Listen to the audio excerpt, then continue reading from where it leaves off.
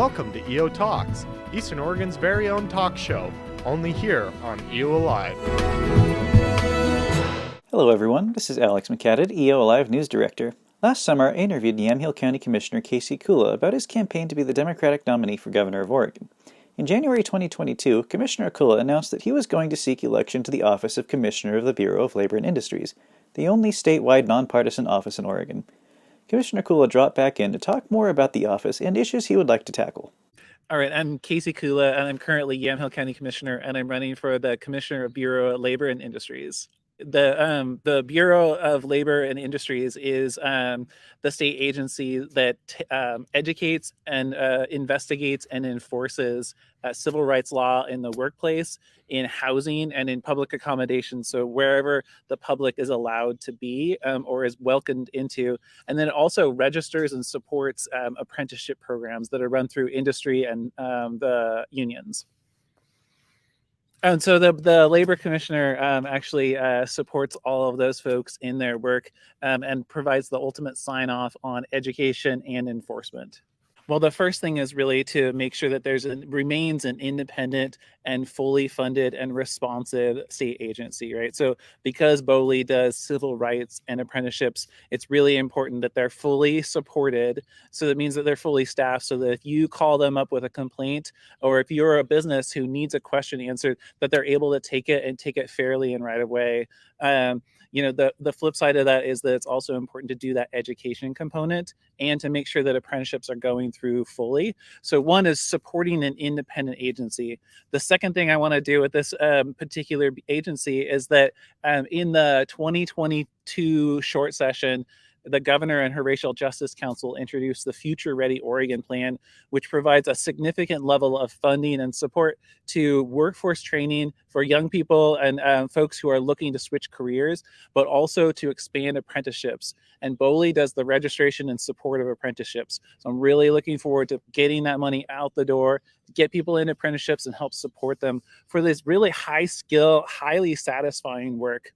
The third component is that I've realized, talking with people around the state, is that if many people don't know what their civil rights are, and not only they don't know where their civil rights are, but they don't know where to go if their civil rights are violated.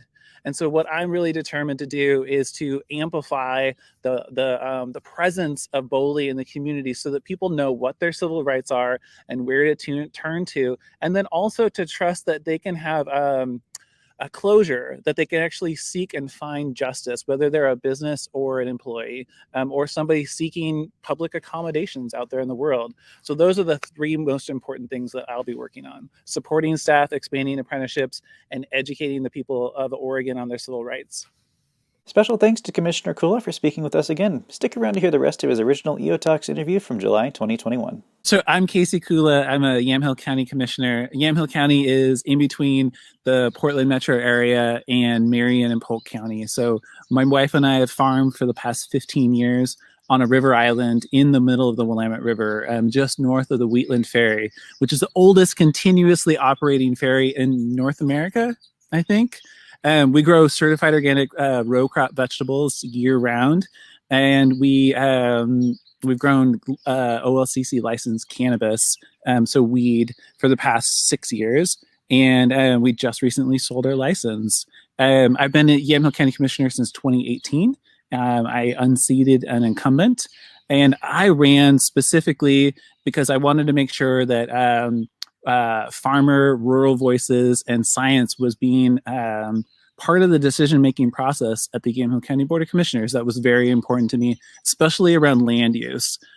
Most people don't really have a lot of engagement in the land use process until something comes up next to their farm, their ranch, their home. And to me, it was really important that we had a farmer, a rural resident, and a scientist making part of the decision-making process.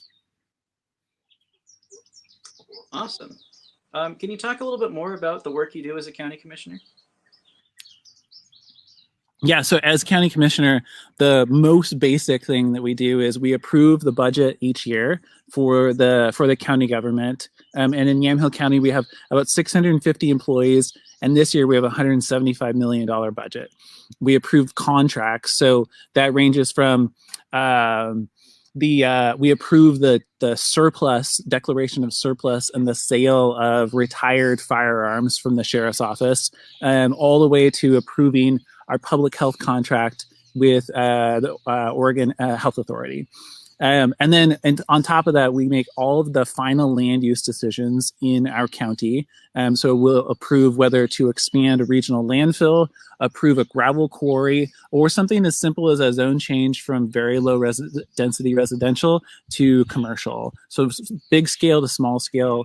And then we also set the policy for the county. So really the direction of county government and where it's headed is kind of set by the Board of Commissioners. And then we act as the voice of the county to other levels of government, whether that's the city, school boards, soil water conservation districts, or to the legislature. Awesome. Well, that's a lot of hard work. Yes. Yeah. I mean, to be honest though, Alex, I feel just honored to be able to do it every single day. It's one of the most direct forms of government because we interact, the three commissioners interact on a daily basis with like everybody in the county, from mayors to fire chiefs to the person just down the block who really needs that pothole fixed. So I feel like it's one of those real pure forms of government where you get as directly, you get as close as possible to individuals in their lives. I mean, we're still a representative form of democracy. We're not that pure, like we all vote on everything. But I always know how our county residents feel about every issue when we're deciding it. That's awesome. Yeah, I think it is. And actually, I think that that's one of the challenges as you, it feels weird, as you like move up levels of government, is that there are layers just because of the number of people that you're representing. Yamhill County and other counties are very, very close to the opinions and the voices of individuals in their community. Whereas a legislator has a staff that in a way separates, buffers them from people in the community. And then you get to the governor and there's a staff and there are agency heads and there's staff at the agencies and there's legislators and there's legislative staff and there's attorneys. At the county level, we really are interacting with the people who vote for us, who pay our wages. So I was raised in Lincoln City, born and raised in Lincoln City at the beach as a fifth generation Oregonian. I spent a lot of time surfing, a lot of time in the mountains, in the Coast Range. And so when I went to school, I managed to graduate, and I went to school at Western Washington University in Bellingham, Washington. And in the summers before going to between high school and college, I spent running a wilderness camp in the BC Coast Range, so in British Columbia. At Western Washington University, I met my wife, Katie, and we got married pretty quickly. So we've been married for 21 and a half years now, and I'm not that old, so it's been most of both of our lives. It's the majority. My wife got an undergraduate degree in English, and I got a bachelor's degree in biochemistry, and I did protein biochemistry research. But while we were going to school, I was also working part-time for the university as a plumber's apprentice, which is an amazing, the juxtaposition to be able to be in two worlds, both the trades world and the world of academia and of research. I really cherished that time of being able to see so many different worlds all at once. And then after we graduated from college, we went and we moved to the mountains to a community in the North Cascades, where I was running the water system. I helped run the hydro, all the plumbing systems for this community, and my wife ran the kitchen and food service. So we lived in the mountains for several summers and then a year, and we came back to Bellingham for graduate school. I got my master's in forest ecology, and I did my research up in the watershed that provides the drinking water and the fire water and the hydro for this small community in the North Cascade Mountains. And I specifically was looking at, is there a connection between climate change out in the greater area, so warming of the atmosphere as we pump carbon dioxide into the atmosphere, just basic science, basic physics, is this small watershed that has a glacier is the glacier melting over time, and has the seasonality of water changed over time, and what is it related to if it has changed, which drives a lot of the decisions that I make these days. Is I'm always thinking about water, like where is the water coming from, how much are we using, how much is coming in, is it good quality or not, because water is, to me, the basis of our lives, especially in the West. So after graduate school, while we were in graduate school, we were also working on a certified organic row crop vegetable farm, and at the end of that, we said, which one do we want to do? Are we going to go into the world of academia and do research, or are we going to go into the world of farming? And farming was a hell of a lot more fun, I'll just say that. So we moved back down to Oregon, because I knew that land use laws here made it so that if we wanted to farm a piece of land, really farm it rather than just live on it in rural Oregon, that we could afford to buy it or rent it. It was something that was doable. So we came back down to Oregon and set on our sights to buy the best soil that we could afford and the most water. That was really our target focus. And we found a piece of land on Grand Island, which is a river island in the Willamette, where we found Class 1 soils and senior water rights. And we were able to start our farm right away. And that was 15 seasons ago. And we've been full-time certified organic farmers ever since. We really only sell directly to families and restaurants and grocery stores in Yamhill County, which has limited, obviously, our markets, but it's allowed us to really build community around the farming and the food. So people come out to the farm, they share in the harvest. What we have that week is the thing that they get. And we really have been able to connect food and the people who eat it in a really tight way. So yeah, Yamhill County is, I feel like, really representative of Oregon. And the reason I say that is that we're a county that is not, it's by registration, it's 1/3 Democrats, 1/3 Republicans, and 1/3 unaffiliated voters. That's just among registered voters. But again, we have 108,000 people in our county, and what is that? I think 25% of those people live in unincorporated areas. And then another 25% live in the small cities. And I'm talking about 700 to 1,200 people. And then another quarter, or whatever, another half of them live in our big cities of 25,000 to 30,000 people.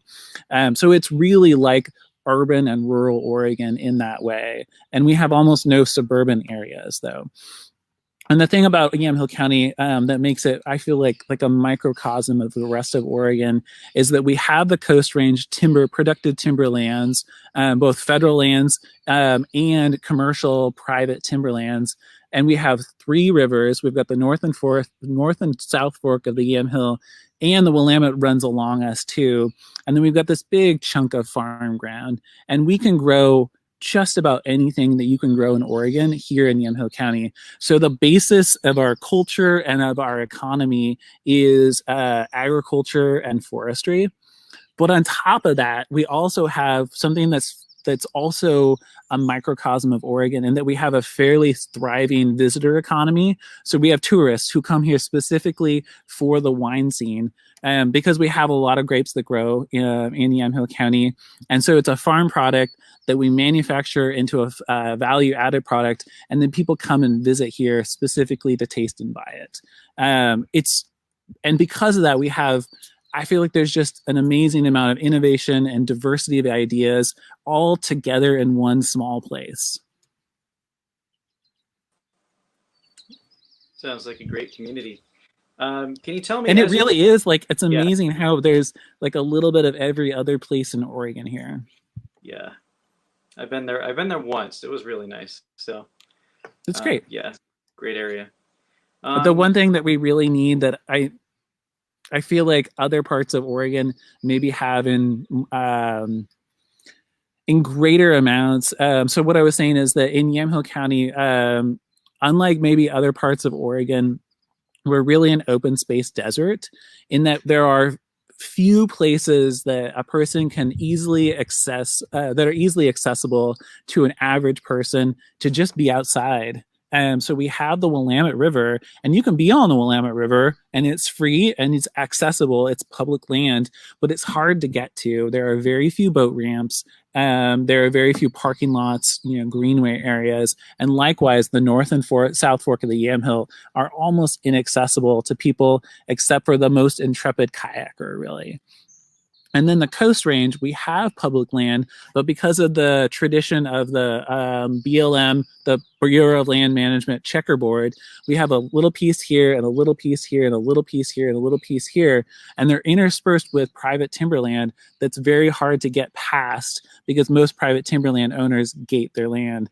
And so like some other areas, we have a real challenge with being able to get outside, recreate, hunt, and fish, go for a mountain bike ride, go and forage for mushrooms, simply because the public land is inaccessible. And so that's actually one thing that I've worked on a lot here in the county, is building up that access to public lands. And that's, I guess, one of the things about this, that there's with access to public lands comes responsibility and cost, right? If you lock up the public lands, or if private owners don't allow you to access public lands over their land or through their roads, it's because it's costly for them. So we really have to figure out that balance of how to pay for it while providing the access, because I feel like public land is one of the most important things that we have in our community. It's one of those like deep assets that we can all access if we can get to it. I would say that probably the person who has most impacted my life physically, like literally and physically, having grown up on the beach and having farmed or farming land on Grand Island, Class 1 soil in the middle of the Willamette River, is Tom McCall. And I mean, I realize that that's many people talk about Tom McCall, but he literally was the champion of the beach bill and land use. And I realize that land use is different in different communities and how we feel about it. But the fact that I can sit here and look out over, we have 17 acres and then 30 acres, 2 parcels, and there are no subdivisions around us. Like, I know that nobody's going to get pissed if I mow tonight, because I have a cover crop field that really needs to get mowed. Or if my neighbor is spraying, it's like, that's fine because nobody's parked next to them. So land use has fundamentally shaped our place, our landscape here. And the beach bill meant, as a child, I spent most of my time on the beach and I didn't have to pay for it because it belongs to all of us. So it's definitely Tom McCall's passion and his advocacy for the beach. It has been huge to my life. And then his advocacy and his passage of land use in Senate Bill 100 has shaped how I'm able to farm. It's a great question, Alex. I was raised in the conservative Baptist congregation, and my life has been shaped by many different churches. The community that we lived at in the North Cascades was a Lutheran intentional community, for example. But so I hold on to a lot of values from those traditions. But what I've also learned over the years is, that even flies can attack me while I'm in the middle of an interview. Sorry. What I have fundamentally brought out of that as an adult in the world is that every single person needs to be treated like the human that they are, to really recognize their humanity and their right to have a life that's fulfilling and satisfying on their own terms. And I feel like so many of the decisions that I make out in the world come back to that. Now, I've got a whole list of my values on my website, but they all can trace back to that, is that recognizing the fundamental humanity of each individual person, and then recognizing and valuing and tending and taking care of the natural world upon which our lives depend. So those are the two that really drive it. And they definitely come from the tradition that I was raised in, but they're also shaped by just living a life in this amazing place that we have. I'd say probably the most petty criticism, but one that I've heard over the years is, Casey, why do you feel the need to laugh and to make jokes and to be lighthearted about things that are so serious. And this is literally something that I have been challenged on in the past. To me, bringing joy to every single decision, down to the most serious and somber, is part of living. If we can't have joy, what is there? So we'll be in a land use hearing about whether to expand a landfill, which pollutes the area but provides jobs and is important for people in order to be able to afford their garbage. But if we can't have a little bit of joy and a little bit of lightheartedness that builds the relationships between one person and another, like, what do we have? I feel like so many times the joy that we can share together is part of building trust. And really, building trust is part of that democratic process. So to me, that joy and that lightheartedness that some people are like, why are you doing that? Isn't this about being serious right now? Is really about enforcing and strengthening democracy. The other criticism that I would anticipate, Alex, is obviously that I'm a county commissioner, and most of our governors have come out of the legislature ultimately. So you could phrase that in many ways. I try not to phrase things in the negative, but what I have heard from some people is, why don't you go to the legislature first? You know, what's the thing with going right from being a county commissioner to governor? But you know what, Alex? One of the things that I've noticed is that when you're in the legislature, the solutions that you can think of, your universe of solutions, are legislative, right? The world is comprised of solutions from the legislature that are law, statute, rule. But to me, being out there in the community as a county commissioner, the universe is solutions, right? So when I look at, like, how can we get this thing done? For example, cooling centers. We opened so many cooling centers during this last heat wave, this heat storm. And the solutions to how to get people cool and how to keep them safe in a massive heat wave spread the range from mutual aid of, like, people helping people in their own communities, checking on neighbors and elders, to churches opening up and coordinating with us to keep people cool, to our Spanish language translator friends who translated all the documents so we knew exactly who to get these to and that they could read them in the languages that were appropriate to them, all the way to groups like nonprofits and our emergency manager. So for me, I feel like the real value in having a county commissioner in the role of governor is that the universe is what brings us our solutions. So it's grassroots to legislature, to counties, to cities, to the federal government, to the state government. Anybody can have a solution to a problem that we have. Well, as an aside, I actually I really agree with you there. I think county commissioner is a much better way to prepare to be governor than a state legislator. It's kind of funny, but it's such a traditional path that I think people are like, and personally, I should say that personally, I actually have no interest in being in the legislature. And I think that's an important component of running for and being in the legislature, is actually wanting to be there. I feel like my strengths are really in building relationships, identifying people who have the knowledge and then I'm willing to hear from about certain issues, and then empowering them and checking on them, which is really that executive role, not the coalition building with each other and having to rely upon each other for the vote. I just want to go in there, listen to as many people as possible, build relationships, and then make the best decision, and then own it. And I feel like owning it, Alex, is one of those really important things, is when you can take responsibility for your decisions. I take responsibility for all of my decisions, but I think it would be really hard to take the responsibility for every other legislator's decision. Now it's time for the lightning round. So first off, ducks or beavers? Oh my goodness. You know, my whole point is to bring people together, to build community across these divisions. And you give me the most divisive question that you can answer and ask in Oregon. But I will say that I love duck eggs, but I think that we can fundamentally shape our landscape with a little bit of help from beavers. There you go. That's the most unique take I've heard on it so far. What's your favorite Oregon landmark? Hopefully it's a little less divisive. Oh my gosh. Being from the coast, I would say that just literally the beach. I'm not a person for grand things. So stepping out on the beach and seeing all the other people being able to access that is like, oh, it's so beautiful to me. Like I love hearing all the different languages and all the different colors and shapes and sizes of people, and all their dogs are going wild.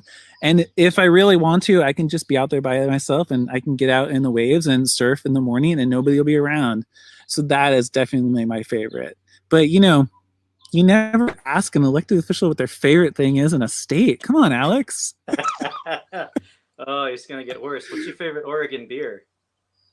Oh my goodness. I would say that the one I'm most familiar with is the Terminator Stout. So that's really, yeah. But there are so many. Yeah. But you haven't asked me what's my favorite Pinot, because really that would be like the thing that would get me into danger in my community, is if I identified my favorite Pinot, right? Oh, because we have like, so Pinot Noir is like the grape that we grow in Yamhill County. I mean, I don't grow it, but like everybody else seems to. Yeah. So if my favorite wine grape is Pinot Noir. How about that? Okay, that's good. That's less divisive. What's your favorite place in Eastern Oregon? I would say honestly the Willowa Mountains, but you know, again, divisive, man. Very divisive. Oh yeah, lightning round. Yeah, lightning's not the least destructive thing in the world. Absolutely. The first, I must say that the first time that you like go over the crest and you first see the lake at Wallowa Lake, I was like, so I've spent a lot of time in the subalpine zone. So I spent, you know, we go up to Mount Jefferson, for example, in the North Cascades. I did my research up in the subalpine zone. It's a place that's really calls to me. And so when I came up over that rise and you can first see the lake, I was like, but I'm not in a subalpine zone, but I feel like I'm in a subalpine zone right now. That was pretty cool. Nice. It was probably the first time as an adult, realistically. Okay. Yeah. But so my family, so I grew up at the coast, but my mother's family are all from the Dalles. So I must say, I know it's not Eastern Oregon, but being up on that bluff, I mean, it's like, yeah, it's close to it in a biogeographical sense. How about that? Because when you're up on the bluff, it's not like down on the river, right? Yeah. And you look behind you and you've got the wheat fields. And my parents, so my mother's cousins all grew cherries. They've since passed on their land to other growers. They still own it, but a lot of cherry farmers in the Dalles. And I feel like there's something so amazing about irrigated cherries on like these desert steppes above the Columbia, and you're like looking down and you've got that strip of water, and then you've got the hills that are yellow, and then right in front of you you've got your cherry trees that are irrigated. It's like, it's for pure like panoramic beauty, I'd say Wallowas, but for that, like, this is a place where people can live and thrive. Those hills in the Dalles are pretty amazing. Yeah. So I feel like I'm particularly well suited as a county commissioner in a purple county, in a county that's really a lot like a lot of other parts of Oregon, to bring people together. And I don't mean like ignoring the hateful rhetoric and like all hugging each other. I mean actually working together on the problems that we have. So we all have water issues, for example. And I think it's time that we actually address those in a way that helps each community itself. We all know that in Klamath, for example, there's a water crisis right now. Farmers and tribal members are trying to work together, and they need the help of the federal government. I also think that they need the backing of the state government as much as possible in figuring that work out. But then we have other communities here in the Willamette Valley who are struggling with their water systems because they're old, and there's sometimes surface water rights that aren't that great. We really need to bring people together around these things that we know we agree on, build those relationships, and move forward together, because we've got a place that is getting hotter, it's getting drier, and we're going to need everybody working together to get through it.